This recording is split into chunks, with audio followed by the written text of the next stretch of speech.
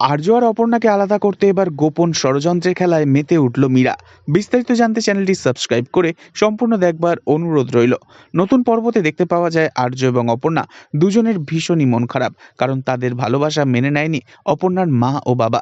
তবে আর্য এবং অপর্ণার যাতে কখনো মিল না হয় সেই চেষ্টাই করে চলেছে কিঙ্কর আর মীরা মিলে। কিঙ্কর মীরাকে বলে, কি ভাবছেন মীরা ম্যাডাম, পিকচার তো আবি বাকি হে।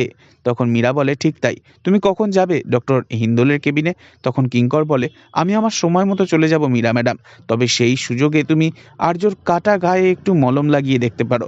তখন মীরা হাসে আর বলে, একটা সিম্পল জিনিস আর্য কিছুতেই বুঝতে পারছে না, অপর্ণার মা বাবা ওকে কখনোই মেনে নেবে না জামাই হিসেবে, আর্যকে ফিরে আসতেই হবে আমার কাছে। তখন কিঙ্কর বলে, all the best Meera madam, আপনি চালিয়ে যান। এই বলেই কিঙ্কর চলে যায় আর মীরা আর্যকে ফোন করে বলে, স্যার, অপর্ণা আমার বাড়িতে এসেছে, তুমি কি একবার আসবে, ও তোমার সাথে দেখা করতে চাইছে। আর্য কিছুতেই বুঝতে পারে না মীরার চালাকি। আর্য ভাবে অপর্ণার সাথে কথা বলাটা আমার ভীষণই জরুরি। এই বলেই আর্য মীরার বাড়িতে চলে আসে। এসে অপর্ণাকে খুঁজতে থাকে। তখন মীরা বলে, ও আসছে, ততক্ষণ তুমি তোমার ফেভারিট কফিটা খাও।